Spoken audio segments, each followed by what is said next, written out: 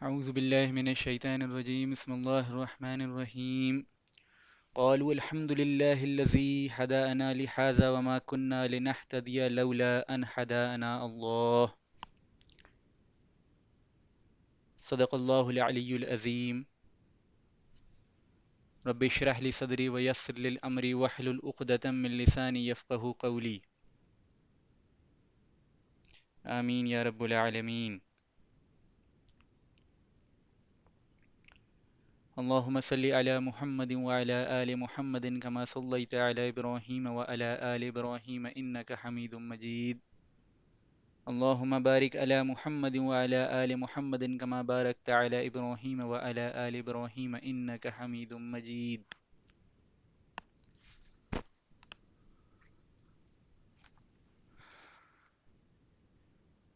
اللہ تعالیٰ کا بہت بڑا فضل، بہت بڑا کرم ہم پہ یہ ہو گیا کہ اللہ تعالیٰ نے ہمیں اس بات کی توفیق عطا فرمائی، بلکہ یوں کہیے کہ اللہ تعالیٰ نے ہمیں اپنے دنیاوی کاموں سے وقت نکال کر ایک ایسی مجلس میں شرکت کی توفیق عطا فرمائی جس میں سید المرسلین، امام الانبیاء، سید الاولین والآخرین، محمد رسول اللہ صلی اللہ علیہ وسلم کا ذکر خیر ہونا ہے، جس میں آپ کے اقوال، آپ کی کہی ہوئی باتوں کو، آپ کے افعال جو آپ کیا کرتے تھے، اور آپ کی زندگی کے ہر گوشے کو ہم سمجھنے کی کوشش کریں گے. تو یقین جانیے کہ آپ یہ کام نہیں کر سکتے تھے خود سے جب تک کہ اللہ تعالیٰ نہ چاہ لیتا.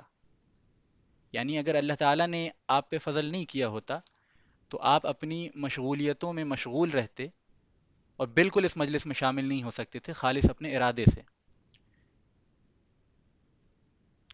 ارادہ بھی انسان کر لیتا ہے، پھر اس موقع پہ اس ارادے کے امپلیمنٹیشن کے لیے بھی خالص اللہ کی مدد چاہیے ہوتی.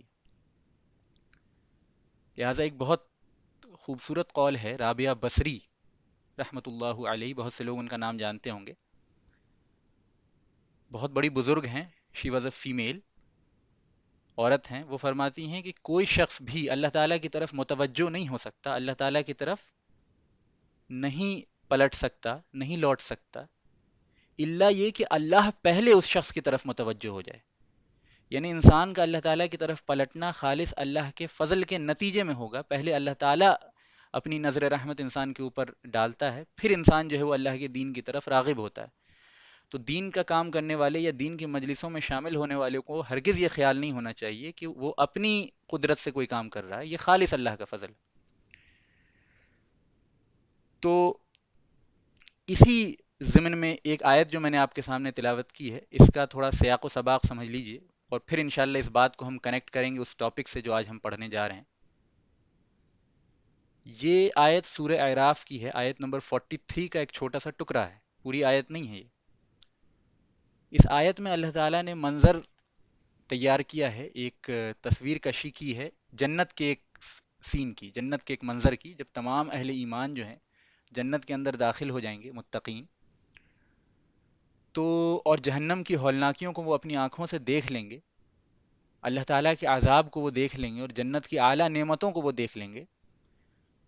جب ان تمام چیزوں کا فہم و ادراک ان کے ذہن پہ واضح ہو جائے گا، تمام حقیقتیں ان کے ذہن پہ کھل جائیں گی، اور جنت کی نعمتوں سے وہ محظوظ ہو رہے ہوں گے، اس موقع پہ ایک بات مجموعی طور پہ تمام اہل ایمان کہیں گے، جس کا ذکر اللہ تعالیٰ نے اس آیت کے اندر کیا ہے جو آپ کے سامنے ابھی اسکرین پہ ڈسپلے ہو رہی ہے. قالو، یعنی وہ تمام لوگ کہیں گے الحمد للہ، قالوا الحمد للہ الذی ہدانا لہذا، کہ تمام تعریفیں اس اللہ تعالیٰ کے لیے سزاوار ہیں، لائق و زیبا ہیں، جس نے ہمیں اس راستے کی، اس چیز کی ہدایت کی.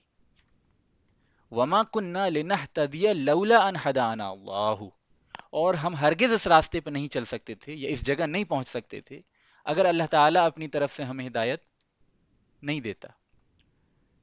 تو اس چیز کا یقین تو ہمیں اور آپ کو ہوتا ہی ہے، زبانی طور پہ ہم لوگ اس بات کا یقین رکھتے ہیں، لیکن ہمارا الحمدللہ کہنا، ہمارا یہ کہنا کہ تمام تعریفیں اللہ کے لیے سزاوار ہیں، یہ وہ معنی نہیں رکھتا جو اہل جنت کے اس اسٹیٹمنٹ کے اندر جو ڈیپتھ ہے، جو گہرائی ہے، جو صداقت ہے، وہ بالکل الگ ہوگی. آپ محسوس کیجئے کہ جب وہ جنت کی عظیم الشان سلطنت کو دیکھ لیں گے، اللہ کی عظیم الشان قدرت ان کے اوپر منکشف ہو جائے گی، ان پہ واضح ہو جائے گی، کلیئر ہو جائے گی، تو ان کا جو الحمدللہ کہنا ہے اور ہمارا جو الحمدللہ کہنا ہے، اس میں بہت فرق ہے۔ وہ جس علم کے مقام پہ جنت کے اندر الحمدللہ کہیں گے، جس احساس کے تحت الحمدللہ کہیں گے، ہمارا الحمدللہ کہنا کبھی اس احساس کو پہنچ نہیں سکتا۔ لیکن اللہ نے اس چیز کی منظر کشی کی ہے کہ وہ کہیں گے ہم ہرگز ہدایت نہیں پا سکتے تھے، ہم ہرگز اس راستے پہ نہیں پہنچ سکتے تھے، اس مقام پہ ہم ہرگز نہیں پہنچ سکتے تھے اگر اللہ ہمیں ہدایت نہیں دے دیتا۔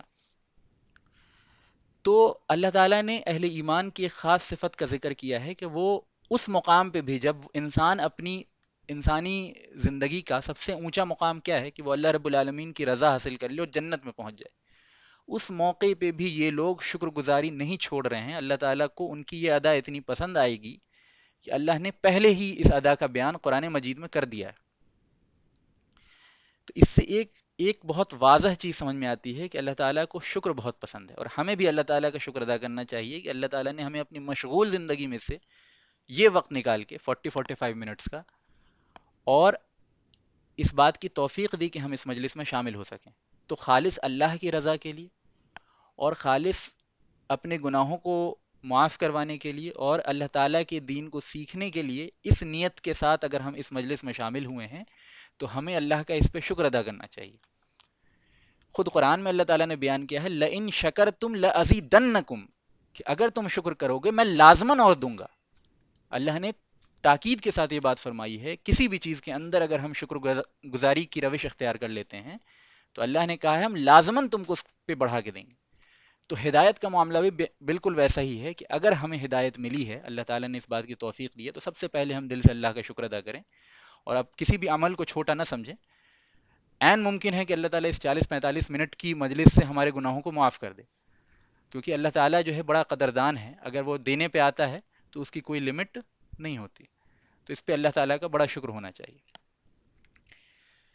تو اس بات کو سمجھ لینے کے بعد ہم موضوع اصل کی طرف آتے ہیں، اور موضوع اصل کیا ہے کہ ہم نے سیرت کا ایک پروگرام سٹارٹ کیا، اور سیرت کے اس پروگرام میں ہم نے، جیسا کہ پہلے بھی آپ لوگوں تک انفارمیشن پہنچ چکی ہے، کہ ہم نے ایسی کوئی شرط نہیں رکھی کہ آپ کو اردو آتی ہو بہت اچھی، آپ نے بہت اچھی سیرت کی کتابیں پڑھی ہو، آپ کا علمی کوئی مقام ہو، یہ کوئی بالکل ضروری نہیں ہے۔ واحد چیز جو اس سیریز کو اٹینڈ کرنے کے لیے ضروری ہے وہ ریگولیرٹی ہے۔ اگر آپ اس سیریز میں ریگولر رہتے ہیں انشاءاللہ، اگر اللہ نے چاہا تو بہت نفع ہونا ہے۔ تو انشاءاللہ اس ارادے کے ساتھ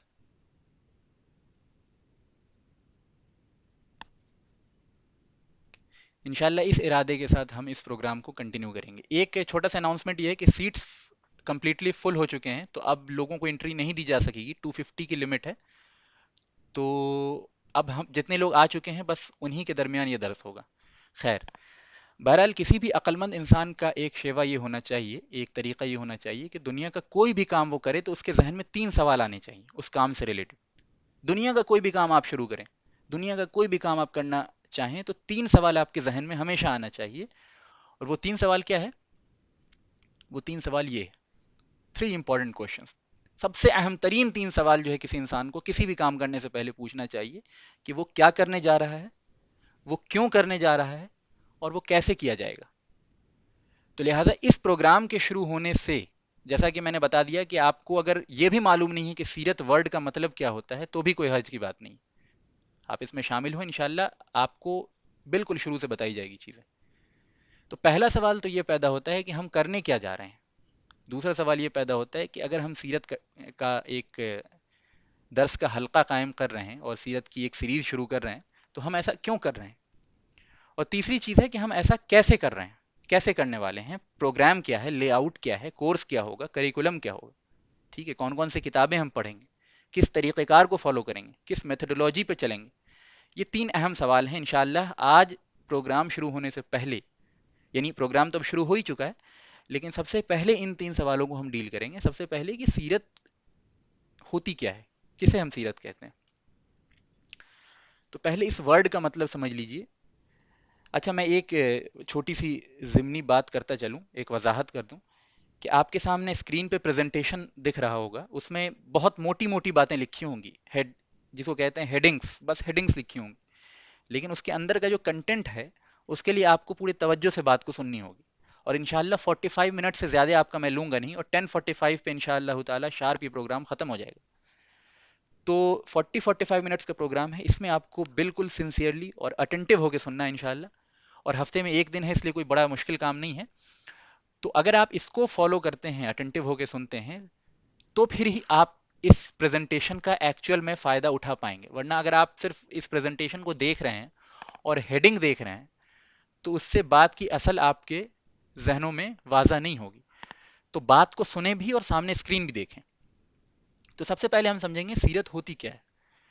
تو سیرت ورڈ جو ہے وہ عربی زبان میں سارا یا سیرو اس سے بنی ہے, اور روٹ ورڈ اس کا سیر ہے.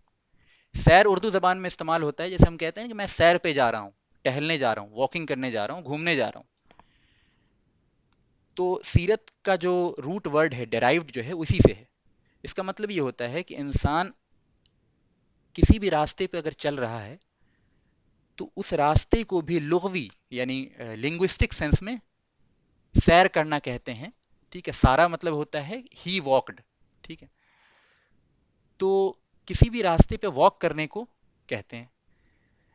اب ایک چیز ہوتی ہے لنگوسٹک مطلب, ایک چیز ہوتی ہے اس کی ٹیکنیکل مطلب. تو ٹیکنیکل مطلب یہ ہوتی ہے کہ جیسا کہ آپ کے سامنے اب اسکرین پہ ویزیبل ہو رہی ہوگی, کہ ٹیکنیکل مطلب یہ ہوتا ہے کہ انسان کی زندگی کا کنڈکٹ, اس کا ایٹیٹیوڈ ہے نا, اس کی زندگی گزارنے کا طریقہ, اس کا رویہ دوسروں کے ساتھ, اس کا ریئیکشن, اس کی زندگی میں جو بھی سچویشنز آتی ہیں. مثال کے طور پہ کوئی پریشانی آپ کی زندگی میں آ گئی, آپ اس پریشانی پر کیسے ریئیکٹ کرتے ہیں, کیسا رد عمل دیتے ہیں, یہ بھی آپ کی سیرت کا ایک پہلو ہے. ٹھیک ہے, پھر آپ لوگوں سے عام حالات کے اندر کس طرح معاملات کرتے ہیں, کس طرح اٹھتے بیٹھتے ہیں, کس طرح آپ کا تعلق ہے, یہ کنڈکٹ ہے, یہ بھی سیرت کا ایک گوشہ ہے. پھر زندگی کو لے کے آپ کا ایک کچھ فلسفہ ہے, کچھ ایٹیٹیوڈ ہے, یہ بھی ایک سیرت کا گوشہ ہے. اور ان تینوں بات کو اگر جمع کر دیا جائے اور مجموعی ایک براڈر سینس میں سمجھا جائے تو سیرت کا مطلب بایوگرافی ہوتی ہے. ٹھیک ہے, ہینس ڈکشنری بڑی مشہور عربی کی ڈکشنری ہے, اس کے اکارڈنگ اس نے 10 مطلب بیان کیے ہیں سیرت کے. تو میں نے 4 اہم ترین کو آپ کے سامنے رکھ دیا ہے, کنڈکٹ, ایٹیٹیوڈ, ریئیکشن, اور پھر براڈر سینس میں بایوگرافی, کسی بھی انسان کی زندگی کے پوری حالات. ٹھیک ہے, اس حالات میں صرف واقعات نہیں آئیں گے, بلکہ ان واقعات کے رونما ہونے پر اس انسان نے کیسا رد عمل دیا, کیسا ریئیکشن دیا, اس کا کیا فلسفہ تھا, وہ کیا سوچتا تھا, وہ کیسے اٹھتا بیٹھتا تھا, ان تمام چیزوں کو ڈیل کرنے کی جو اسٹڈی ہوتی ہے اس کو یعنی لنگوسٹیکلی عربی زبان میں سیرت کہتے ہیں. اب دیکھیے ایک چیز سمجھ لیجیے, ایک بڑا ایک عام طور پہ لوگوں کو غلط فہمی ہو جاتی ہے اس معاملے میں, اسپیشلی ان لوگوں کو جو صرف لنگوسٹک اعتبار سے اسلام کو سمجھنے کی کوشش کرتے ہیں. وہ ایک غلطی یہ کرتے ہیں کہ ہر چیز کی لنگوسٹک میننگ سمجھتے ہیں, لغوی معنی کیا ہے اس بات کی. ٹھیک ہے, تو سیرت کا لغوی معنی تو یہ ساری چیزیں ہو گئی. اسی طرح میں آپ کو اگزامپل دیتا ہوں, عربی زبان میں صلاح, صلاح کا مطلب ہوتا ہے کوئی بھی پریئر, کوئی بھی دعا. لیکن جب اسلام آتا ہے تو عربی زبان کے عام ورڈ کو ایک خاص مطلب دے دیتا ہے. مثال کے طور پہ عربی زبان میں صلاح کا ورڈ رسول اللہ صلی اللہ علیہ وسلم سے پہلے بھی استعمال ہوتا تھا. ٹھیک ہے, وہ دعا کے لیے استعمال ہوتا تھا, ٹھیک ہے, پریئر کے لیے استعمال ہوتا تھا. لیکن رسول اللہ صلی اللہ علیہ وسلم کے آنے کے بعد اس ورڈ کا ایک خاص میننگ ہے, یعنی ایک خاص انداز سے اگر آپ دعا کرتے ہیں, یعنی نماز کی آپ نے نیت باندھی, رکوع کیا, سجدہ کیا, پھر اتحیات پڑھا, درود پڑھا, سلام پھیرا, تو اس پوری کلیکشن آف آل دیز ارکان, یہ مل کے جو ہے وہ الصلاح کہتے ہیں ہم, یا نماز جس کو ہم فارسی میں یا اردو میں کہتے ہیں. تو اسلام جو ہے لنگوسٹک میننگ کو مخصوص کر دیتا ہے, محدود کر دیتا ہے سرٹین ایکشن کے ساتھ. ٹھیک ہے, تو اسی طرح اسلام نے سیرت کے عام میننگ کو, یعنی کنڈکٹ, ایٹیٹیوڈ, ریئیکشن, بایوگرافی, اس کو ایک خاص مطلب دیا ہے. اور اسلامی اصطلاح میں, اسلامی ٹرمینولوجی میں اگر سیرہ ورڈ استعمال ہوتا ہے اکیلا, یعنی انڈیویجولی, سیرہ کہیں اگر صرف لکھا ہوا ہے, آگے پیچھے کچھ بھی نہیں لکھا ہوا, تو اس سے مراد ہوتی ہے رسول اللہ صلی اللہ علیہ وسلم کی پوری زندگی. لیکن اس کو عام مطلب میں بھی استعمال کیا جا سکتا ہے. اگر میں لکھ دوں سیرت ابو بکر, سیرت ابو بکر, ٹھیک ہے, تو اس کا مطلب یہ ہوگا کہ ابو بکر صدیق رضی اللہ عنہ کی زندگی. تو اگر کسی اور شخص کی سیرت اگر ہم پڑھ رہے ہیں, کسی اور شخص کی زندگی پڑھ رہے ہیں, تو اس کے ساتھ اس کا نام منشن کرنا ضروری ہے. لیکن اسلامی اصطلاح میں اگر ہم صرف سیرت ورڈ استعمال کر رہے ہیں یا سیرہ ورڈ استعمال کر رہے ہیں تو اس سے مراد ہوتی ہے رسول اللہ صلی اللہ علیہ وسلم کی زندگی. تو اب میں سمجھتا ہوں کہ لنگوسٹک اعتبار سے بھی اور ٹیکنیکلی اسلامی اعتبار سے بھی آپ کے سامنے سیرت ورڈ کا مفہوم جو ہے وہ کلیئر ہو گیا انشاءاللہ تعالی. تو پہلا سوال تو ہمارا ڈیل ہو گیا کہ ہم پڑھنے کیا جا رہے ہیں. ہم پڑھنے جا رہے ہیں رسول اللہ صلی اللہ علیہ وسلم کی پوری زندگی کے ہر گوشے کو, آپ کے کنڈکٹ کو, آپ کے ایٹیٹیوڈ کو, آپ کے ریئیکشن کو, آپ کے فلسفے کو, اور بائی اینڈ لارج مجموعی طور پہ آپ کی پوری بایوگرافی کو. مزید ڈیٹیلز اپنے مقام پہ آئیں گی, لیکن اب میں سمجھتا ہوں کہ انیشیل لیول پہ what is zero, what we are going to do, یہ آپ کے سامنے کلیئر ہو گیا ہے انشاءاللہ تعالی. اب دوسرا اہم سوال آپ کے سامنے آتا ہے وائی, یعنی کیوں پڑھنے جا رہے ہیں ہم سیرہ, کیا ضرورت ہے سیرہ پڑھنے کی. رسول اللہ صلی اللہ علیہ وسلم کی پوری زندگی کو سمجھنا اور پوری زندگی کو نہ صرف سمجھنا بلکہ اچھے طریقے پہ سمجھنا یہ ضروری کیوں ہے, یہ اگلا سوال پیدا ہونا چاہیے. کیونکہ اگر آپ کو کیوں کا جواب نہیں ملتا تو انسان کسی کام کو دل لگا کے نہیں کر سکتا. یعنی انسان میں اور جانوروں میں ایک بیسک ڈفرنس ہے, جانور کو کیوں سے فرق نہیں پڑتا. جانور کو اگر آپ اوور پاور ہو جاتے ہیں, ڈومیننٹ جانور کے اوپر ہو جاتے ہیں, گدھے کے اوپر آپ نے مان لیا قبضہ کر لیا, اب گدھے کے اوپر آپ نے بوجھ لاد دیا اور ڈیلی جو ہے اس کو کہیں کہیں لے جاتے ہیں, تو گدھے کو اس بات سے فرق نہیں پڑے گا کہ وہ کیوں جا رہا ہے, یا اس کا کنٹریبیوشن کیا ہے, یا میننگ کیا ہے, یا پرپز کیا ہے اس کے موومنٹ کا. انسان مختلف ہے اس معاملے میں. انسان کو اگر کیوں کا جواب نہیں ملے تو کسی بھی کام کو انسان زیادہ دن تک نہیں کر سکتا. مثال کے طور پہ آپ جاب کر رہے ہیں, اس کا کیوں آپ کے سامنے واضح ہے کہ ظاہر ہے اگر آپ جاب نہیں کریں گے تو پیسہ نہیں کمائیں گے, پیسہ نہیں کمائیں گے تو بیوی بچوں کو کھلا نہیں پائیں گے, ماں باپ کو کھلا نہیں پائیں گے, یعنی اور بھی جو ضروریات ہیں آپ وہ اس کو ادا نہیں کر پائیں گے. تو کیوں آپ کے اوپر واضح ہے, تب آپ محنت کر لیتے ہیں. صبح 10 بجے آپ اپنی جاب شروع کرتے ہیں, 7-8 بجے تک جاب کرتے رہتے ہیں, ٹھیک ہے. جو اسٹوڈنٹس ہیں وہ پڑھائی کرتے ہیں, وہ کیوں پڑھائی کرتے ہیں, کیونکہ انہیں معلوم ہے کہ اگر وہ اچھے طریقے سے پڑھائی کریں گے تو ان کا ایگزام کلیئر ہوگا, ایگزام کلیئر ہوگا تو اچھی انسٹیٹیوٹس میں ایڈمیشن ملے گا اور پھر وہاں سے اچھی جابس ملیں گی. تو کیوں واضح اگر ہے تو کام آسان ہو جاتا ہے, اگرچہ کام اپنے آپ میں مشکل ہو. لیکن اگر کیوں واضح نہیں ہے آپ کے اوپر تو آسان کام بھی جو ہے وہ انسان کے لیے آسان نہیں رہ جاتا. تو سب سے اہم ترین سوال, سب سے اہم ترین سوال کیا کے بعد ہے کیوں. اور انشاءاللہ کیوں کو ہم تفصیلی طور پہ آج سمجھیں گے کہ ہم سیرت پڑھنے کیوں جا رہے ہیں. تو اگلا جو اہم ترین سوال ہے وہ ہے کہ ہم سیرہ کیوں پڑھیں گے. اور سیرہ کیوں پڑھیں گے, اس کا سب سے پہلا جواب جو ہونا چاہیے وہ یہ ہے کہ اللہ تعالیٰ نے ہدایت کے لیے جو سب سے عظیم ترین سورس ہمارے لیے رکھا ہے انسانی دنیا کی ہدایت کے لیے, وہ ہے قرآن مجید. اور قرآن مجید کے فہم کے لیے سب سے اہم ترین سورس جو رکھا ہے وہ سیرت الرسول ہے صلی اللہ علیہ وسلم.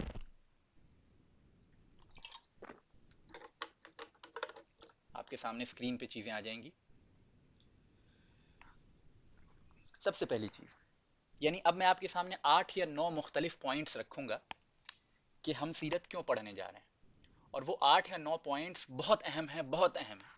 تو اسپیشلی میری ریکویسٹ ان لوگوں سے ہیں جو اسٹوڈنٹس ہیں. اب ظاہر ہے بڑے لوگ جو ہوتے ہیں وہ یعنی کاپی بک اسٹائل میں پڑھنے کے عادی نہیں ہوتے, تو میں بڑوں سے یہ ریکویسٹ نہیں کروں گا, لیکن اسٹوڈنٹس چونکہ عام طور پہ عادی ہوتے ہیں تو میں ان سے یہ ریکویسٹ کروں گا کہ آپ جو اہم پوائنٹس ہیں یا تو اس کے اسکرین شاٹ لے لیں یا پھر اس کو نوٹ کر لیں. یاد رکھ پانا تمام باتیں یہ ہے عام لوگوں کے لیے ممکن نہیں ہوتی. تو اگر آپ اسٹوڈنٹس ہیں تو آپ بالکل اسکرین شاٹ لیں اور ایک ایک پوائنٹس کو انشاءاللہ دھیان سے سنیں, کیونکہ آپ کے سامنے جو پوائنٹس لکھے ہیں وہ بس ہیڈ لائنس ہیں یا ہیڈنگس ہیں, اصل بات جو ہے وہ میں آپ کے سامنے ڈیلیور کروں گا انشاءاللہ. تو پہلی چیز جو ضروری ہے سیرت پڑھنے کے لیے, سب سے پہلا ریزن, سب سے الٹیمیٹ ریزن, سب سے بڑا ریزن, سب سے اہم ریزن, قرآن مجید کی سمجھ جو ہے نامکمل ہے, ادھوری ہے بغیر رسول اللہ صلی اللہ علیہ وسلم کی سیرت کو سمجھے ہوئے. اب یہ میں نے بہت بڑی بات کہہ دی, چھوٹی بات نہیں ہے. قرآن مجید کا فہم نامکمل ہے رسول اللہ صلی اللہ علیہ وسلم کی زندگی کو سمجھے بغیر. اگر رسول اللہ صلی اللہ علیہ وسلم کے بغیر قرآن مجید کو سمجھا جا سکتا تو اللہ تعالیٰ کبھی انبیاء علیہ السلام کا سلسلہ نہیں بھیجتا. دنیا کے اندر اللہ تعالیٰ کے 1.25 کم و بیش انبیاء علیہ السلام دنیا کے اندر آئے, اور انہوں نے نہ صرف یہ کہ پیغام پہنچایا بلکہ اس پیغام کو جی کر دکھایا. تو اس بات سے یہ بات سمجھ میں آ جانی چاہیے کہ بغیر انبیاء علیہ السلام کی زندگی کو سمجھے ہوئے عمومی طور پر, اور خصوصاً بغیر رسول اللہ صلی اللہ علیہ وسلم کی زندگی کو سمجھے بغیر اللہ رب العالمین کے قرآن کو اور ان کے میسج کو نہیں سمجھا جا سکتا. انشاءاللہ میں دلیل سے اس بات کو ثابت کروں گا آپ کے سامنے اور ایگزامپلس بھی دوں گا. اس میں تین پہلو میں نے آپ کے سامنے دیکھی. آپ اسکرین پہ اگر دیکھیں تو تین چیزیں لکھی ہوئی ہیں. انڈرسٹینڈنگ قرآن کے بعد بریکٹ کے اندر میسج اینڈ پرائیورٹی، کمانڈ اور میننگ کومے کے ساتھ. یہ تین اہم پہلو اس کو سمجھ لیجیے کہ رسول اللہ صلی اللہ علیہ وسلم کی زندگی کا بغور مطالعہ کرنے سے ہم پہ ایک بات واضح ہوتی ہے کہ دین کے اندر جتنے بھی اللہ تعالیٰ نے جتنے بھی احکام نازل کیے ہیں وہ ایک بار تو نازل نہیں کیے. قرآن مجید ہم میں سے لے مین بھی اس بات کو جانتا ہے کہ 23 سال کے پیریڈ کے اوپر اتری ہے. ایک دن میں قرآن مجید نہیں اتری. تو رسول اللہ صلی اللہ علیہ وسلم کی زندگی کا بغور مطالعہ کرنے سے یہ بات سمجھ میں آتی ہے کہ کون سی آیات آپ صلی اللہ علیہ وسلم پہ پہلے اتری اور کون سی بعد میں اتری. ٹھیک ہے.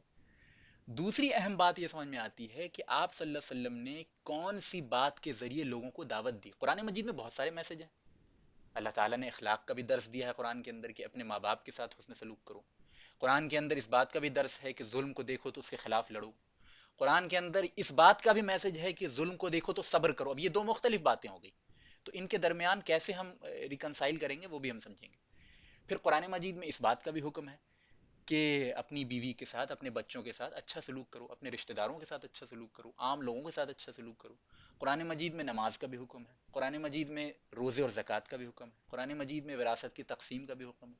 قرآن مجید میں فلسفہ بھی ہے. قرآن مجید میں اللہ تعالیٰ کے بارے میں بہت سی باتیں بھی ہیں. اللہ تعالیٰ کی قوت اور اللہ تعالیٰ کی صفات کا بہت بیان بھی ہے. اللہ تعالیٰ کی نشانیوں پہ تحقیقی یعنی بحثیں بھی کی گئی ہیں قرآن کے اندر. پھر اللہ تعالیٰ نے بہت سے اصول بھی قرآن کے اندر بیان کیے. پھر بہت سارے احکام اللہ تعالیٰ کے ایسے ہیں. تو انسان جب قرآن مجید پڑھتا ہے اور سیرت النبی صلی اللہ علیہ وسلم سے اس کی واقفیت نہیں ہوتی ہے تو وہ کیسے ڈیسائیڈ کرے گا کہ کون سا احکام زیادہ اہمیت رکھتا ہے اور کون سا احکام ریلیٹیولی کم اہمیت رکھتا ہے. اب یہ بات تو ہے کہ قرآن نے جس چیز کا بھی حکم دے دیا سب اہمیت رکھتے ہیں، لیکن ہر چیز میں ایک ہائرارکی ہوتی ہے، اوپر نیچے کا معاملہ ہوتا ہے. کوئی چیز زیادہ پرائر ہوتی ہے، کوئی چیز کم ہوتی ہے. مثال کے طور پر آپ بیٹھ کے قرآن مجید کی تلاوت کر رہے ہیں، ایک نیک کام کر رہے ہیں، بہت اچھا کام کر رہے ہیں. بغل میں آپ نے دیکھا کوئی بچہ ہے جو چھت پر سے گر سکتا ہے. اب بچے کو بچانا بھی ایک نیک کام ہے، قرآن مجید پڑھنا بھی ایک نیک کام ہے. تو دونوں نیک کام ہیں. تو عام عقل سے ہم لوگ ڈیسائیڈ کریں گے کہ ویسے موقع پہ بھائی قرآن مجید بند کر کے بچے کی جان کو بچانا پرائرٹی ہے. ظاہر بات ہے، یہ عقلی بات ہے کیونکہ یہ آپ عقل سے سمجھ پا رہے ہیں.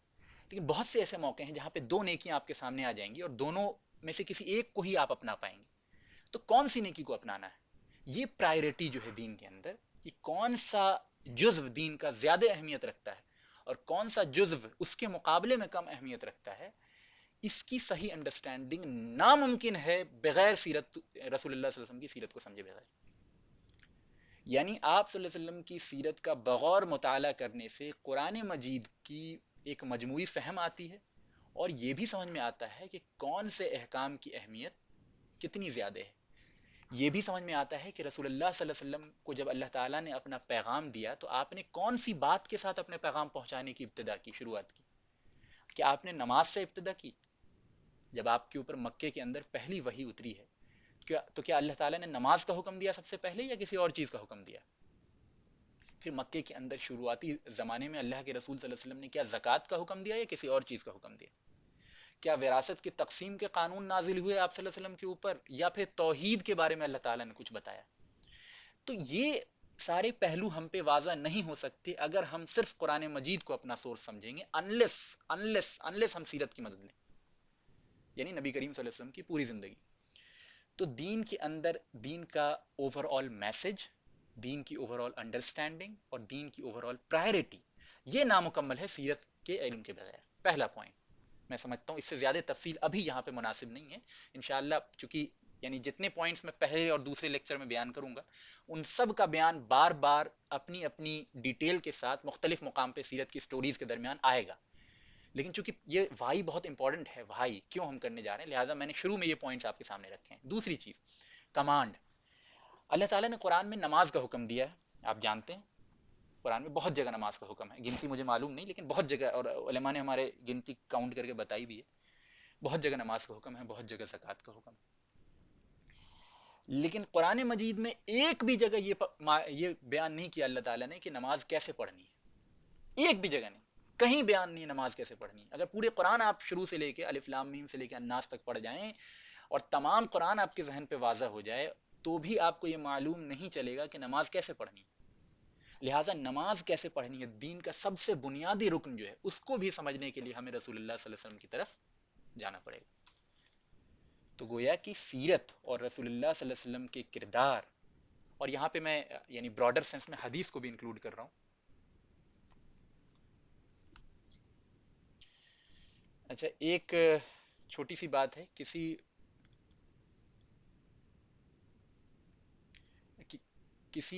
صاحب کا اسکرین جو ہے وہ پریزنٹ ہو رہا ہے اپنے آپ، تو وہ اپنی اسکرین کو بند کر لیں۔ رقیہ صادق ہیں کوئی جن کا اسکرین پریزنٹ ہو رہا ہے، جس کی وجہ سے میری اسکرین پریزنٹ نہیں ہو پا رہی، تو وہ اپنی اسکرین کے پریزنٹیشن کو آف کر دیں۔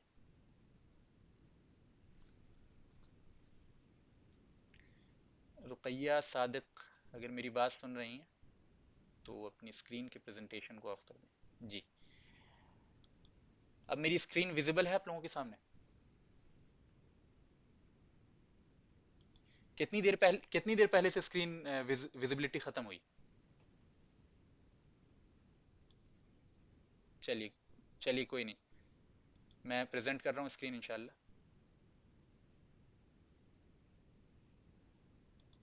میرے خیال میں اب ویزیبل ہے جی۔ چلیے، تو میں کیا بات کر رہا تھا؟ ہاں، تو احکامات جو ہیں رسول اللہ صلی اللہ علیہ وسلم کی زندگی کو سمجھے بغیر، اور آپ کے اقوال، آپ کی کہی ہوئی باتوں کو سمجھے بغیر سمجھنا ناممکن ہے۔ زکوٰۃ کا مسئلہ لے لیجیے، حج کا مسئلہ لے لیجیے، روزے کا مسئلہ لے لیجیے، ان تمام کی تفصیلات جو ہیں ناممکن ہیں اگر رسول اللہ صلی اللہ علیہ وسلم کی زندگی اور آپ کے اقوال کو نہ سمجھا جائے۔ جن بھائیوں کا آڈیو آن ہے وہ اپنے آڈیو کو آف کر لیں تاکہ جو ہے وہ اسپیکر کو پرابلم نہ ہو۔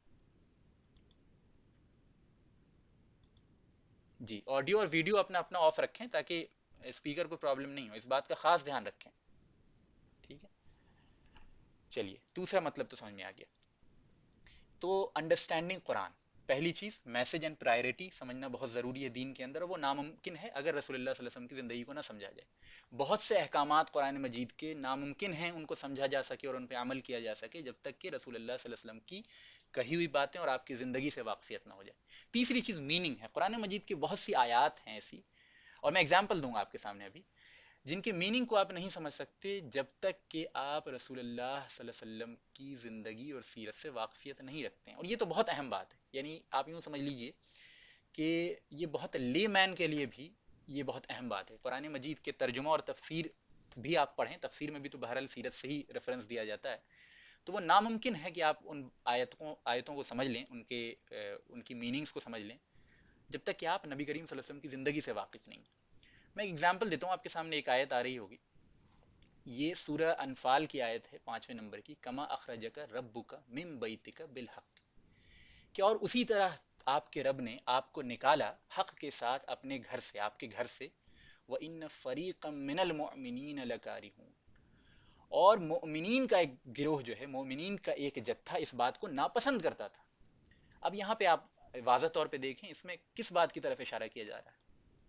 اس کی میننگ پہ ابھی ڈسکشن نہیں ہو رہا، میں آپ کو صرف اگزامپل دے رہا ہوں کہ بہت سی آیتیں ایسی ہیں قرآن مجید کی جو آپ نہیں سمجھ سکتے جب تک کہ سیرت سے واقفیت نہیں ہو۔ یہاں پہ اللہ تعالیٰ نے کہا کہ اسی طرح اللہ تعالیٰ نے، آپ کے رب نے آپ کو نکالا آپ کے گھر سے، آپ کو نکالا آپ کے گھر سے، اور حق کے ساتھ، اور مؤمنین کا ایک گروہ اس بات کو پسند نہیں کرتا تھا۔ یہاں کس چیز کی طرف اشارہ ہے؟ یہاں اصل میں جنگ بدر کی طرف اشارہ ہے۔ یہ موقع پہ اس آیت کی بہت ڈیٹیلڈ تفصیل پہ انشاءاللہ ہم بات کریں گے، لیکن میں آپ کے سامنے بس یہ ایگزامپل دے رہا ہوں کہ اس آیت کو آپ بغیر رسول اللہ صلی اللہ علیہ وسلم کی زندگی پڑھے نہیں سمجھ سکتے۔ ایسی بہت سی آیتیں ہیں، لیکن میں کچھ ایگزامپلس آپ کے سامنے رکھتا ہوں۔ اگلی آیت دیکھیے، یہ سورہ حجرات کی آیت ہے، آیت نمبر 4، ان الذین ینادونک من وراء الحجرات اکثرهم لا یعقلون، کہ بے شک وہ لوگ جو اے نبی آپ کو پکارتے ہیں آپ کے یعنی گھروں کے پیچھے، گھروں کے سامنے سے، اکثرهم لا یعقلون، ان میں سے اکثر جو ہیں وہ عقل نہیں رکھتے۔ تو یہاں پہ کن لوگوں کی بات ہو رہی ہے جن کے بارے میں اللہ تعالیٰ فرماتا ہے کہ اے نبی وہ لوگ عقل نہیں رکھتے جو آپ کو آپ کے گھروں کے سامنے سے پکارتے ہیں، ٹھیک ہے؟ یہاں اس کے پیچھے آپ کو میننگ سمجھنا پڑے گا کہ آپ صلی اللہ علیہ وسلم کی زندگی کا ایسا کون سا واقعہ تھا جس کے نتیجے میں یہ آیت اتری. تو یہ ایگزامپلس میں آپ کے سامنے رکھ رہا ہوں بس، کہ جیسے پہلی آیت ہے اس کے میننگ کو بھی آپ نہیں سمجھ سکتے جب تک کہ آپ صلی اللہ علیہ وسلم کی زندگی کو نہ سمجھ لیں. یہ دوسری آیت میں نے سورہ حجرات کی رکھ دی، اس کے میننگ کو بھی آپ نہیں سمجھ سکتے جب تک کہ آپ پہ یہ بات واضح نہ ہو جائے یہ کن لوگوں کے بارے میں نازل ہوئی. اور یہ واضح کہاں سے ہوگا؟ رسول اللہ صلی اللہ علیہ وسلم کی زندگی کو پڑھنے سے. ایک اور ایگزامپل لے لیجیے، وَلَمَّا رَأَى الْمُؤْمِنُونَ الْأَحْزَابَ، اور جب مؤمنوں نے بہت فوج کے جتھوں کو دیکھا، قالو، تو انہوں نے کہا، ھذا ما وعدنا اللہ ورسولہ، کہ یہ تو وہی ہے جس کا اللہ اور اس کے رسول نے ہم سے وعدہ کیا تھا. وصدق اللہ ورسولہ، اور اللہ اور اس کے رسول نے بڑا ہی سچا وعدہ کیا تھا. وما زادہم الا ایمانا وتسلیما، اور اس چیز نے ان کے ایمان اور ان کی جو اطاعت کا جذبہ تھا اس میں اضافہ کر دیا. اب یہاں پہ کون سے فورسز کے بارے میں بات ہو رہی ہے؟ ولما را المؤمنون الاحزاب، مومن جب اہل ایمان نے فوجوں کے گروہوں کو دیکھا، بہت سارے گروپس کو، بہت ساری فورسز کو دیکھا. تو یہ بات آپ نہیں سمجھ سکتے جب تک کہ آپ رسول اللہ صلی اللہ علیہ وسلم کی زندگی اور کس موقع پہ یہ آیت اتری ہے. یہ جنگ احزاب کے موقع پہ اتری ہے، جنگ خندق. تو یعنی اس جنگ سے اگر آپ کی واقفیت نہیں ہوگی تو آپ یہ آیت نہیں سمجھ سکتے. تو بس کہنے کا منشا اور مقصد یہ ہے کہ ایگزامپلس کے ذریعے سمجھایا جا رہا ہے کہ یہ آیتیں آپ کے سامنے جب آئیں گی تو جب تک کہ آپ نبی کریم صلی اللہ علیہ وسلم کی زندگی سے واقف نہیں ہوں گے ان آیتوں کو نہیں سمجھ سکتے. پھر اللہ تعالیٰ نے کہا فَسِیحُوا فِی الْأَرْضِ أَرْبَعَةَ أَشْهُرٍ، کہ گھوم لو پھر لو زمین کے اندر 4 مہینے. سورہ توبہ کی آیت ہے، یہ شروعات کی آیت دوسرے نمبر کی. اب یہ کون سے 4 مہینوں کا ذکر ہو رہا ہے اور کن کے بارے میں یہ بات کہی جا رہی ہے؟ نہیں سمجھ سکتے آپ جب تک کہ آپ صلی اللہ علیہ وسلم کی زندگی کو نہ سمجھ لیں. ٹھیک ہے، ایک آخری اگزامپل لے لیجیے. اور بھی بہت سارے اگزامپلس ہیں، میں نے چند آیتوں کو آپ کے سامنے بیان کیا ہے تاکہ آپ پہ یہ بات واضح ہو جائے کہ آیات قرآنی جو ہے ان کو نہیں سمجھا جا سکتا جب تک کہ، یعنی بہت سی آیتیں ہیں ایسی قرآن مجید کی جن کو آپ بغیر سیرت پڑھے بھی سمجھ سکتے ہیں، لیکن ایک بہت بڑا طبقہ ہے قرآن مجید کا جس کو آپ سیرت النبی صلی اللہ علیہ وسلم کو سمجھے بغیر، اس کے فہم کو حاصل کیے بغیر، ان کے واقعات کی تفصیلی نوعیت کو جانے بغیر نہیں سمجھ سکتے. جیسے یہ آیت دیکھ لیجیے، قد سمع اللہ قول التی تجادلک فی زوجہا. میری آواز کلیئر نہیں آ رہی کیا آپ لوگوں کو؟ اچھا، جی جی میں سمجھ گیا، چلیے انشاءاللہ. تو بس کہنے کا منشا یہ تھا، اور یعنی سمرائز کیا جائے بات کو تو نہیں سمجھ سکتے آپ قرآن مجید کی بہت سی آیات کو جب تک کہ آپ رسول اللہ صلی اللہ علیہ وسلم کے واقعات، آپ کی زندگی کے ہر پہلو سے واقفیت نہ رکھ لیں، کم سے کم ایلیمنٹری لیول پہ. جیسے کہ لاسٹ ایگزامپل میں آپ کے سامنے رکھ رہا ہوں، قد سمع اللہ قول التی تجادلک فی زوجہا، بے شک اللہ تعالیٰ نے سن لیا اس عورت کی بات جو تم سے جھگڑا کر رہی تھی اپنے ہسبینڈ کے معاملے میں. اپنے ہسبینڈ کے معاملے میں ایک عورت جو ہے رسول اللہ صلی اللہ علیہ وسلم سے جھگڑا کر رہی تھی، تو اس کے بارے میں اللہ تعالیٰ نے سن لیا. یہ آیت اللہ نے قرآن میں نازل کی ہے سورہ مجادلہ کے اندر. اب اس میں کس عورت کا ذکر ہو رہا ہے؟ کس چیز کے بارے میں وہ جھگڑا تھا؟ ہسبینڈ کے بارے میں کیا بیان کر رہی تھی وہ عورت؟ یعنی یہ تمام واقعات جو ہیں یہ سیرت سے ہی اٹھائے جاتے ہیں، رسول اللہ صلی اللہ علیہ وسلم کی زندگی سے جن کا تعلق ہے، اور ان واقعات کے ہی ضمن میں، ان واقعات کے ہی کانٹیکسٹ میں آیات قرآنی اترا کرتی تھی. تو یہ 5 ایگزامپلس آپ کے سامنے صرف اس لیے رکھے گئے کہ آپ پہ یہ بات واضح ہو جائے کہ قرآن مجید کا میسج بھی نہیں سمجھا جا سکتا، قرآن مجید کا میننگ بھی مکمل طور پہ نہیں سمجھا جا سکتا، اور قرآن مجید کی جو پریفرنسز ہیں، جو اسلام کی جو پرائرٹیز ہیں، اسلام کا جو کون سا حکم زیادہ اہمیت رکھتا ہے، کون سا کم رکھتا ہے، اس کو بھی نہیں سمجھا جا سکتا. اور آخری بات، جو احکام ہیں قرآن مجید کے، بہت موٹے موٹے احکام، جیسے مثال کے طور پہ نماز کا پڑھنا، روزہ کا رکھنا، ٹھیک ہے، حج کا کرنا، زکوٰۃ کا دینا، وراثت کی تقسیم، ان تمام معاملات کو بھی بخوبی نہیں سمجھا جا سکتا، نہیں عمل کیا جا سکتا جب تک کہ رسول اللہ صلی اللہ علیہ وسلم کی زندگی اور آپ کے اقوال و افعال سے فائدہ نہ اٹھایا جائے، ان کی اچھے طریقے سے تعلیم نہ حاصل کر لی جائے. تو اس بات کے پیش نظر سب سے اولین مقصد اور سب سے اولین ضرورت جس کی وجہ سے ہم سیرت کا پروگرام اسٹارٹ کر رہے ہیں وہ یہ کہ قرآن مجید کی سمجھ اور مجموعی دین کے فہم میں یہ مددگار ہے، یہ علم سب سے زیادہ. تو فرسٹ پوائنٹ تو آپ کے سامنے انشاءاللہ تعالی واضح ہو گیا. جو فرسٹ پوائنٹ میں نے یہاں رکھا تھا آپ کے سامنے کہ سیرت کیوں پڑھنا چاہیے، تو انڈرسٹینڈنگ قرآن، یہ پہلو میں نے ایگزامپلس کے ذریعے بھی آپ کے سامنے واضح کر دیا. میں سمجھتا ہوں انشاءاللہ یہ بات جو ہے کلیئر ہو گئی ہوگی. اگلے پہلو پہ چلتے ہیں. اگلا پہلو ہے ڈیولپمنٹ آف اسلام، یعنی اسلام کیسے ڈیولپ ہوا. رسول اللہ صلی اللہ علیہ وسلم پہ وہی ایک بار میں نہیں اتری، 23 سال میں اتری، احکامات ایک بار میں نہیں اترے. مختلف پیریڈز میں اترے. شراب شروع میں حرام نہیں تھی, نماز شروع میں فرض نہیں تھی, ٹھیک ہے, زکوٰۃ فرض نہیں تھی, حج فرض نہیں تھا. یہ موقع کے اعتبار سے ایک کے بعد ایک ڈیولپمنٹ ہوا ہے. تو اس ڈیولپمنٹ کے فیز کو سمجھنا بہت ضروری ہو جاتا ہے دین کے فہم کے لیے. تو دوسری اہم ترین بات جو ضروری ہے سیرت پڑھنے کے لیے, جو ہمارے لیے ڈرائیونگ فورس ہے, وہ یہ کہ اسلام کے ڈیولپمنٹ کی سٹوری ہے بیسیکلی رسول اللہ صلی اللہ علیہ وسلم کی زندگی.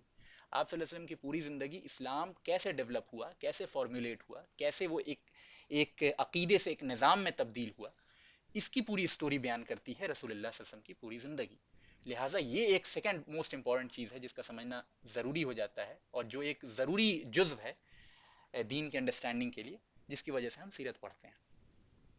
تیسرا پوائنٹ ہے, بہت اہم ہے, میں چاہتا ہوں تیسرے پوائنٹ پہ تھوڑی توجہ دی جائے اور آپ لوگ بہت غور سے دھیان سے تیسرے پوائنٹ کو سنیں, کہ دنیا کے اندر اسلام کا جو ریوائول ہونا ہے بالآخر, اس کی سمجھ اور دنیا کے اندر اسلام کا احیاء, یعنی جس کو کہتے ہیں احیاء ثانی, دوبارہ ریوائول جو ہونا ہے, اس کی پراپر انڈرسٹینڈنگ ناممکن ہے اگر ہم رسول اللہ صلی اللہ علیہ وسلم کی پوری زندگی کو نہ سمجھ لیں اور وہاں سے یہ نتیجہ نہ نکال لیں کہ آپ صلی اللہ علیہ وسلم نے اسلام کے ریوائول کے لیے اور اللہ کے دین کی اشاعت کس طرح سے کی.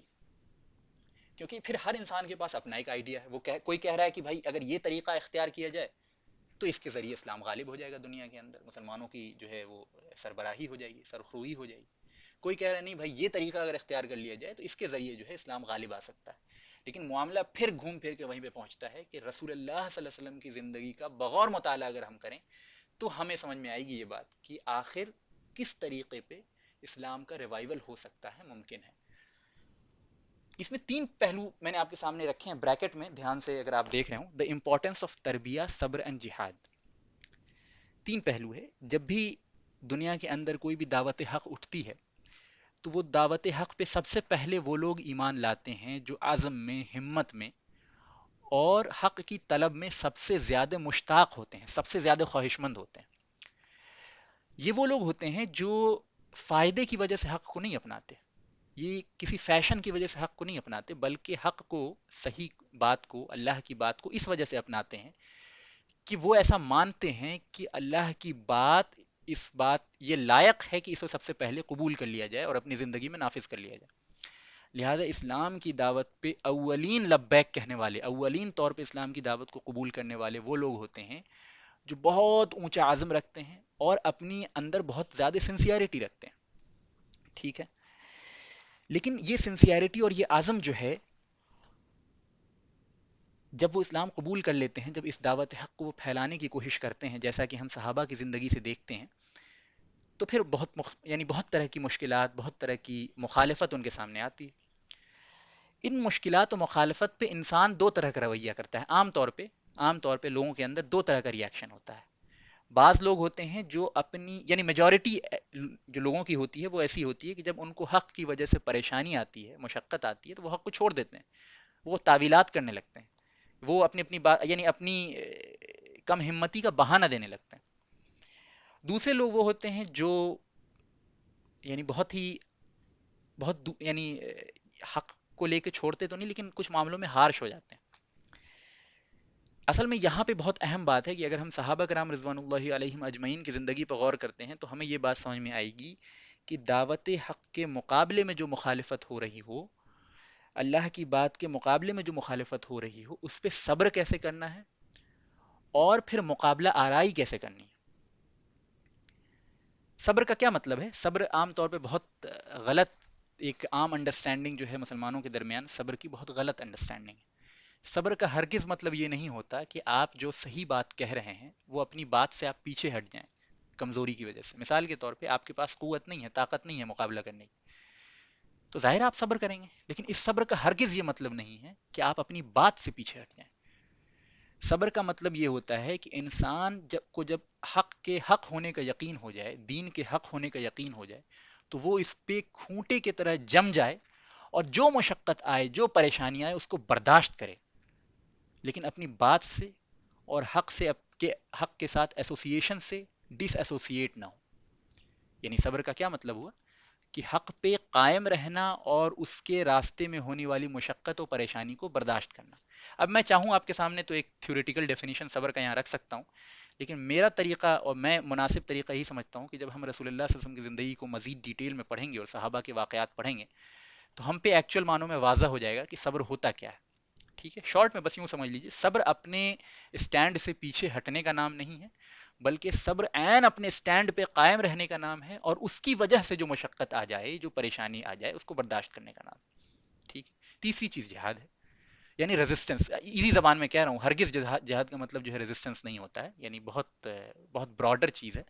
بس آپ یوں سمجھ لیجئے جیسا کہ شیخ ابن تیمیہ رحمہ اللہ نے اس کا ڈیفینیشن بیان کیا ہے کہ ہر وہ چیز جو اللہ تعالیٰ کے کلمے کو بلند کرنے کے لیے، ہر وہ کام جو کیا جائے جائز طریقے سے رسول اللہ صلی اللہ علیہ وسلم کے طریقے پہ، وہ جہاد کے فی سبیل اللہ کے کیٹیگری میں آتا ہے. اب اس کے بارے میں بھی تھیوریٹیکل ڈیفینیشن آپ کے سامنے رکھی جا سکتی ہے، اور اس کے بارے میں بہت غلط فہمیاں لوگوں کو ہے، بہت غلط فہمیاں ہیں.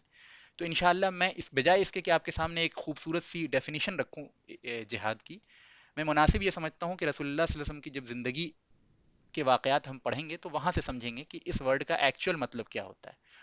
اور کسی بھی دنیا کے اندر تحریک کو کامیاب بنانے کے لیے یہ تین چیز بہت ضروری ہوتی ہے. تربیت، یعنی وہ لوگ جو تحریک کا حصہ ہیں، وہ ان کی ٹائم کے ساتھ ان کی جن کو کہہ سکتے ہیں تربیت کا مطلب یہ ہوتا ہے کہ ان کو پراپر چینلائز کرنا، ان کو فارمیشن دینا. تو رسول اللہ صلی اللہ علیہ وسلم کی زندگی کو پڑھنے سے ہم پہ ایک چیز واضح ہوگی کہ آپ صلی اللہ علیہ وسلم نے صحابہ کی تربیت کس طرح کی، ان کا فارمیشن کس طرح کیا، جماعت کو کی ٹیچنگ اینڈ ایجوکیشن کا کام کس طرح کیا. پھر آپ نے صبر کی تلقین کس طرح فرمائی، اور آپ نے پھر مخالفت کا جواب زبان اور میدان کارزار میں کس طرح دیا، مقابلہ آرائی کے ذریعے کس طرح دیا، جس کو ہم جہاد فی سبیل اللہ کہتے ہیں. ان تین پہلوؤں کو سمجھنا بہت ضروری ہو جاتا ہے کسی بھی موومنٹ کے کامیابی کے لیے. تو تین پہلو کیا ہیں؟ تربیت، صبر اور جہاد. تو انشاءاللہ یہ اپنے موقع پہ سمجھ میں آئے گی یہ بات. ابھی آپ بس ایک شارٹ انڈرسٹینڈنگ کے لیے سمجھ لیجئے کہ ان تین پہلوؤں کو سمجھنا تھیوریٹیکلی کتاب سے ڈیفینیشن میں بہت مشکل ہے، بہت کنفیوزنگ ہے. اگر آپ ان پہلوؤں کو رسول اللہ صلی اللہ علیہ وسلم کی زندگی کا بغور مطالعے کے ذریعے سمجھتے ہیں تو پھر ان پہلوؤں کی میننگ جو ہے، ان باتوں کی میننگ جو ہے وہ آپ کے ذہن پہ بالکل منکشف ہو جائیں گی. اگلا point, verbal directions are not sufficient in itself, the role of living Quran. اب یہ بڑا اہم پوائنٹ ہے. قرآن مجید نے بہت جگہ بیان کیا کہ اللہ کا خوف رکھو، صبر کرو، نماز قائم کرو. ٹھیک ہے، اللہ تعالیٰ کا تقوی اختیار کرو، آخرت کا خوف رکھو، اللہ تعالیٰ سے ڈرتے رہو، اللہ تعالیٰ کو یاد کرتے رہو. یہ سارے ڈائریکشنز جو ہیں وہ وربل ہیں، وہ زبانی ڈائریکشنز ہیں. ٹھیک ہے، وہ ورڈز کے فارم میں. لیکن وربل ڈائریکشنز جو ہیں انسانی تربیت کے لیے مجموعی طور پہ کمپلیٹلی یعنی جس کو کہہ سکتے ہیں کہ اپنے آپ میں کمپلیٹ وے آف چینج نہیں ہے. Verbal directions are not sufficient. اگر وربل ڈائریکشن صرف اللہ تعالیٰ کا احکام قرآن میں سفیشینٹ ہوتا تو اللہ تعالیٰ کبھی انبیاء علیہ السلام کو نہیں بھیجتا. لیکن اللہ نے قرآن کے ساتھ یا دیگر آسمانی کتابوں کے ساتھ انبیاء علیہ السلام کو اس لیے بھیجا ہے تاکہ ان بات کا عملی نمونہ پیش کیا جا سکے. ورنہ تو خوبصورت باتیں بہت سی، افلاطون نے اپنی کتابوں میں بہت سی خوبصورت باتیں کہیں، بہت سی خوبصورت باتیں کہیں، لیکن ان خوبصورت باتوں کا امپلیمنٹیشن جب تک نہیں ہو وہ بس باتیں خوبصورت ہیں، وہ کتاب کی حد تک محدود ہیں. اسلام کے بارے میں کوئی شخص یہ دعویٰ نہیں کر سکتا، کم سے کم کوئی عقل مند انسان یہ دعویٰ نہیں کر سکتا کہ جو باتیں قرآن مجید میں موجود ہیں وہ کتابی ہیں. کوئی نہیں کہہ سکتا، کیونکہ رسول اللہ صلی اللہ علیہ وسلم خود اپنے آپ میں قرآن کا عملی نمونہ تھے. جیسا کہ ایک بڑی مشہور حدیث ہے کہ حضرت عائشہ صدیقہ رضی اللہ عنہ سے کسی نے پوچھا کہ اما عائشہ، رسول اللہ صلی اللہ علیہ وسلم کا اخلاق کیسا تھا؟ تو اما عائشہ نے فرمایا کہ کیا تو نے قرآن نہیں پڑھا؟ آپ صلی اللہ علیہ وسلم کا اخلاق بعین ویسا تھا جیسا قرآن. گویا آپ صلی اللہ علیہ وسلم چلتے پھرتے قرآن تھے. اور یہ بہت اہم بات ہے، اس چیز کی اہمیت کو یعنی ہر عقل مند انسان سمجھتا ہے کہ تھیوریٹیکل ڈائریکشنز کی اہمیت بہت لمیٹڈ ہوتی ہے. قرآن نے کہا اللہ سے ڈرو، لیکن اللہ سے ڈرنا کیا ہے، اللہ سے کیسا ڈرنا ہے، اللہ سے ڈرنے کا حق کیا ہے، اس کا پریکٹیکل مینیفیسٹیشن جو ہے وہ رسول اللہ صلی اللہ علیہ وسلم کی ذات ہے. لہٰذا سیرت کا سمجھنا اس لیے بھی اہم ترین ہو جاتا ہے. قرآن مجید کے جو ایبسٹریکٹ کانسیپٹس ہیں، جو وربل ڈائریکشنز ہیں، ان کا صحیح مفہوم جو ہے انسان کے ذہن پہ واضح نہیں ہو سکتا انلیس کہ وہ رسول اللہ صلی اللہ علیہ وسلم کے روپ میں ایک لیونگ قرآن کو کی اسٹڈی جو ہے ڈیپلی نہ کر لے. اگلا پوائنٹ ہے کہ رسول اللہ صلی اللہ علیہ وسلم کی محبت ڈیولپ کرنے کے لیے. اب یہ ایک بڑا یعنی ایک اہم موضوع ہے. میں آپ کے سامنے ایک چیز رکھنا چاہتا ہوں کہ ہم میں سے ہر کوئی یہ دعویٰ کرتا ہے کہ رسول اللہ صلی اللہ علیہ وسلم سے ہماری محبت ہے، آپ صلی اللہ علیہ وسلم سے ہم محبت کرتے ہیں، لیکن یہ محبت کا دعویٰ جو ہے وہ تب سچا ہو سکتا ہے جب ہم رسول اللہ صلی اللہ علیہ وسلم کے بارے میں ایکچوئل میں جانیں. زبانی دعویٰ یعنی بہت، یعنی زبان سے کوئی بات کہنا آج کے ٹائم میں ہر انسان سمجھتا ہے کہ زبان سے کوئی بات کہنا جو ہے وہ مشکل بات نہیں ہے، لیکن رسول اللہ صلی اللہ علیہ وسلم سے محبت کا حقیقی مطلب یہ ہے کہ آپ صلی اللہ علیہ وسلم کے بارے میں جب تک ہمیں واقفیت صحیح طریقے سے نہیں ہو جائے، جب تک ہم واقف نہ ہو جائیں کہ یہ ہستی کون ہے جس سے میں محبت کا دعویٰ کر رہا ہوں، یہ ہستی کی خوبیاں کیا تھی، خصوصیت کیا تھی، ان کا انداز کیسا تھا، ان کی شخصیت و کردار کیسا تھا، جب تک کہ اس کی واقفیت نہیں ہو جاتی ہے تب تک رسول اللہ صلی اللہ علیہ وسلم کی محبت کما حق نہیں ہو سکتی، جیسا محبت کا حق ہے ویسا نہیں ہو سکتا. اور یہ واقعہ بالکل تجربے کی بات ہے کہ آپ صلی اللہ علیہ وسلم کے ساتھ ایک خصوصیت آپ صلی اللہ علیہ وسلم کی یہ ہے کہ ایک شخص جتنا زیادہ رسول اللہ صلی اللہ علیہ وسلم کو جانتا ہے اتنی زیادہ ان سے محبت کرتا ہے، جتنا کم جانتا ہے اتنی کم محبت کرتا ہے. چنانچہ سید ابو الحسن علی ندوی رحمۃ اللہ علیہ بہت مشہور عالم ہے ریسنٹ ٹائمز کے، وہ فرماتے ہیں کہ رسول اللہ صلی اللہ علیہ وسلم سے ایک ہر مسلمان محبت کرتا ہے، لیکن جب آپ صلی اللہ علیہ وسلم کی زندگی کو پڑھنا شروع کرتا ہے تو آپ کی محبت جو ہے وہ اس کے دل و دماغ پہ غالب ہو جاتی ہے.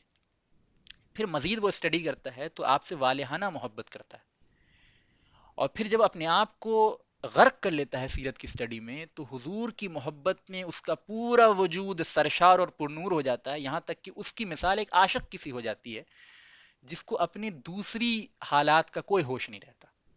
یعنی حضور کی محبت کی معراج یہ ہے کہ انسان حضور کی محبت میں اتنا منہمک ہو جائے، اتنا غرق ہو جائے کہ کسی اور کی محبت کے لیے اس کے دل میں جگہ نہ بچے اللہ اس کے رسول کی محبت کے بعد.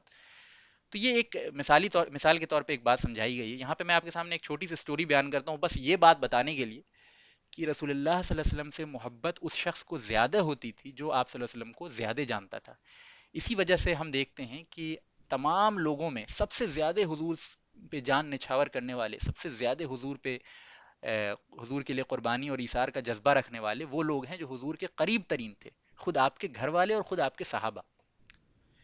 یعنی صحابہ کا جو جذبہ ہم دیکھتے ہیں کہ اللہ کے رسول صلی اللہ علیہ وسلم پہ اپنی جان کو قربان کرنے کا، وہ صرف اس وجہ سے ہے کہ وہ آپ صلی اللہ علیہ وسلم کے قریبی تھے، آپ صلی اللہ علیہ وسلم کو بہترین طریقے سے جانتے تھے. لہٰذا ہمارے دلوں کے اندر بھی حضور کی محبت اور حضور کا عشق اور حضور سے والہانہ جس کو کہتے ہیں محبت، وہ تب تک پیدا نہیں ہو سکتی جب تک کہ ہم حضور کو اس طرح جان نہ لیں جیسا جاننے کا حق ہے. لہٰذا یہ بھی ایک اہم ڈرائیونگ فورس ہے سیرت رسول اللہ صلی اللہ علیہ وسلم کی سیرت کو سمجھنے کے لیے. اس کا ایک چھوٹا سا اگزامپل میں آپ کے سامنے رکھتا ہوں. بڑے مشہور صحابی ہیں عمر بن العاص. یہ وہ صحابی ہیں جنہوں نے بہت زمانے تک اسلام قبول نہیں کیا تھا. یہ فتح مکہ سے تھوڑا سا پہلے صلح حدیبیہ کے بعد انہوں نے اسلام قبول کیا. یہ خالد بن ولید اور ایک اور صحابی ہیں، ان تینوں نے ایک ساتھ تقریباً آگے پیچھے اسلام قبول کیا ہے. تو عمر بن العاص جو ہیں، انہوں نے جب اسلام قبول کر لیا، ظاہر ہے پھر صحابی کا درجہ ان کو مل گیا. پھر انہوں نے جو ہے وہ مصر جو فتح ہوا ہے حضرت عمر کے دور میں، تو یہی کمانڈر ان چیف تھے اور بڑے مشہور اور بہت ہی یعنی بزرگ صحاباؤں میں سے ہیں. اگرچہ بزرگ کے اعتبار سے اس طرح نہیں ہیں جیسے ابو بکر و عمر ہیں یا حضرت عثمان و علی ہیں، لیکن بہرحال اپنے آپ میں ایک بہت قابل عزت درجہ رکھتے ہیں. اور حضور جو ہیں وہ ان سے بڑی محبت کرتے تھے، یہاں تک کہ خود یہ فرماتے ہیں کہ حضور کا میرے ساتھ سلوک کا معاملہ یہ تھا کہ میرے ذہن میں یہ خیال پیدا ہو گیا کہ سب سے زیادہ اگر حضور کسی سے محبت کرتے ہیں تو مجھ سے کرتے ہیں. لیکن واقعہ یہ ہے کہ جب یہ گئے حضور سے پوچھنے کے لیے کہ اے اللہ کے رسول آپ کو سب سے زیادہ محبوب کون شخص ہے، تو حضور نے فرمایا عائشہ. تو عمر بن عاص نے کہا نہیں اللہ کے رسول مردوں میں سب سے زیادہ محبوب کون شخص ہے، فرمایا عائشہ کا باپ یعنی ابو بکر صدیق رضی اللہ عنہ. عمر بن عاص نے تھوڑا سا ان کو دھکا لگا، کہا کہ اللہ کے رسول یعنی ابو بکر کے بعد، فرمایا عمر. تو اب ان کے ذہن میں یہ ہوا کہ یار اللہ کے رسول صلی اللہ علیہ وسلم تو میرے ساتھ اتنا بہترین سلوک کرتے ہیں، اتنا محبت سے پیش آتے ہیں، میرا خیال تھا کہ مجھ سے سب سے زیادہ محبت کرتے ہیں. پھر پوچھا کہ عمر کے بعد کون، فرمایا عثمان. اور یہ سلسلہ چلتا رہا. عمر بن عاص نے کہا کہ مجھے خدشہ ہوا کہ حضور میرا نام لیں گے ہی نہیں، اس لیے میں نے اب آگے جو ہے سوال جواب بند کر دیا.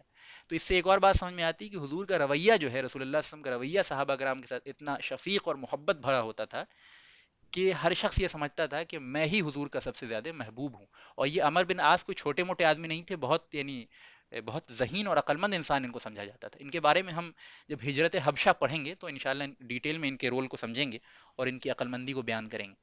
میں آپ کے سامنے جو ایک اسٹوری بیان کر رہا ہوں شارٹ میں، انشاءاللہ اب جلد ہی آج کے سلسلے کو ختم کریں گے.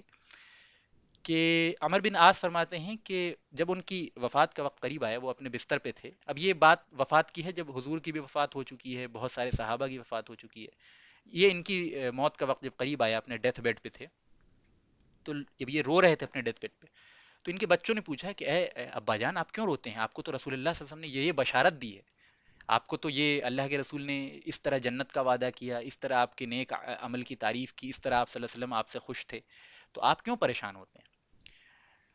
تو عمر بن عاص فرماتے ہیں کہ میری زندگی کے 3 دور ہیں.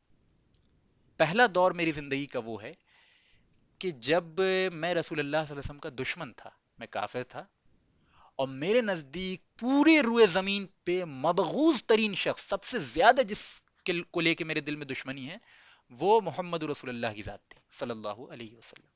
یہ وہ زمانہ تھا، اگر میری موت اس حال میں ہو جاتی میں لازماً جہنمی ہو جاتا. پھر آگے فرماتے ہیں، پھر اللہ تعالیٰ نے مجھ پہ احسان کیا اور میرے دل کے اندر رسول اللہ صلی اللہ علیہ وسلم کی محبت اور اسلام کی محبت پیدا ہوئی، یہاں تک کہ میں نے اسلام قبول کر لیا.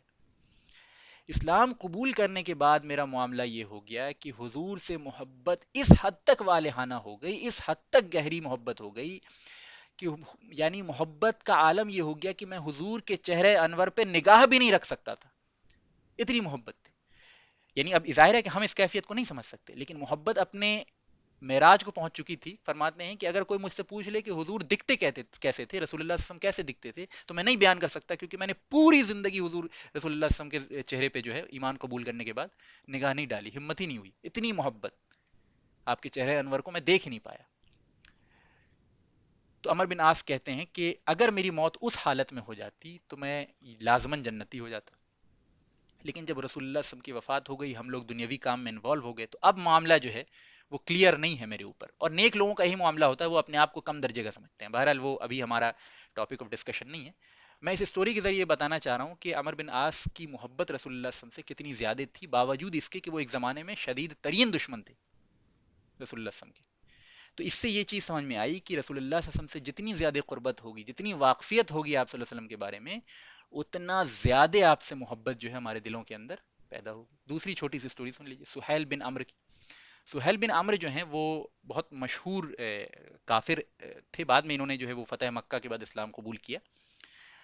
یہ صلح حدیبیہ کے موقع پہ، اچھا جو میں انسیڈنٹس بیان کر رہا ہوں، اگر انسیڈنٹس آپ کو ان کے نام یاد نہیں ہو پائے تو کوئی گھبرانے کی بات نہیں ہے، یہ ساری ڈیٹیلز اپنے وقت پہ آئیں گی.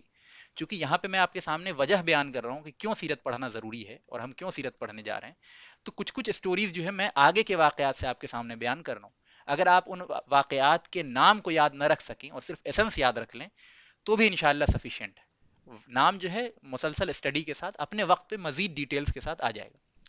تو بہرحال سہیل بن عمرو کا معاملہ ہے، صلح حدیبیہ کے موقع پہ وہ قریش کی طرف سے، کافروں کی طرف سے رسول اللہ صلی اللہ علیہ وسلم سے نیگوشیشن کے لیے آئے تھے، صلح کے لیے آئے تھے. تو بہرحال صلح کے لیے جو بھی بات چیت انہوں نے کی، اس بات چیت کو کرنے کے بعد جب وہ مکہ کے کافروں کے پاس گئے ہیں، ڈس بلیورز کے پاس گئے ہیں، قریش کے پاس گئے ہیں، تو سہیل بن عمرو نے ایک بہت خوبصورت بات کہی ہے جو ہمارے لیے بہت یعنی اس ٹاپک کے مناسبت سے بہت ضروری ہو جاتی ہے. انہوں نے کہا، اور سہیل بن عمرو کے بارے میں بتا چکا ہوں کہ بہت انٹرنیشنل نیگوشیٹر مانے جاتے تھے، یعنی بہت یعنی جس کو کہتے ہیں نا کہ ڈپلومیٹک ٹاک کرنے میں جو لوگ اچھے ہوتے ہیں، وہ اس طرح کی صلاحیت ان کے اندر تھی. خطیب قریش کہا جاتا تھا ان کو، قریش کے بہترین خطاب کرنے والے لوگوں میں تھے، بہت بہترین تقریر کرنے والے. تو ظاہر ان کا آنا جانا بڑے بڑے کورٹس میں ہوتا تھا. تو جب یہ واپس آئے ہیں، ابھی یہ تو ایک کافر ہیں، تو اپنے قریش کے مجلس میں انہوں نے کہا کہ میں نے رومن امپائر، بہت بڑا امپائر تھا ایک زمانے کا، میں نے رومن امپائر کے کورٹس میں، وہاں کے بادشاہوں کے مجلسوں میں بھی میں گیا ہوں، میں فارس کے بادشاہوں کے مجلسوں میں بھی گیا ہوں، پرشین امپائر کے مجلسوں میں بھی گیا ہوں، میں ایبیسینیا کے النجاشی، نیگس کہتے ہیں جس کو انگریزی میں، حبشہ کے نیگس کی مجلسوں میں بھی گیا ہوں، اور سب جگہ میں نے بادشاہوں کی تعظیم ہوتی دیکھی ہے. لیکن میں نے اپنی پوری زندگی میں کبھی بھی کسی بھی بادشاہ کی اس طرح تعظیم ہوتی نہیں دیکھی جس طرح محمد کے ساتھی محمد کی کرتے ہیں صلی اللہ علیہ وسلم. پھر آگے وہ بیان کرتے ہیں سہیل بن عمرو قریش کے سامنے کہ محمد سے محبت کا عالم صحابہ کا ایسا ہے کہ اگر محمد وضو کرتے ہیں صلی اللہ علیہ وسلم تو وضو کا پانی زمین پہ نہیں گرتا، اس سے پہلے کہ صحابہ دوڑ لگاتے ہیں اور ایک دوسرے سے آگے بڑھنے کی کوشش کرتے ہیں کہ وضو کا پانی زمین پہ گرنے سے پہلے ان کے ہاتھوں میں آ جائے اور وہ برکت کے غرض سے اپنی جسموں پہ مل لیتے ہیں۔ اب ظاہر ہے یہ ہمارے زمانے میں یہ بات قابل تصور نہیں لگتی لوگوں کو، لیکن معاملہ یہ ہے کہ حضور سے محبت کا عالم اتنا زبردست تھا صحابہ کا کہ صحابہ اس بات کو بھی گوارا نہیں کرتے تھے کہ حضور جس پانی سے وضو کرنا وہ پانی زمین پہ گرے، بلکہ وہ پانی کو حاصل کرنے کے لیے ایک دوسرے پہ رسا کشی کرتے تھے، ایک دوسرے سے آگے بڑھنے کی کوشش کرتے تھے۔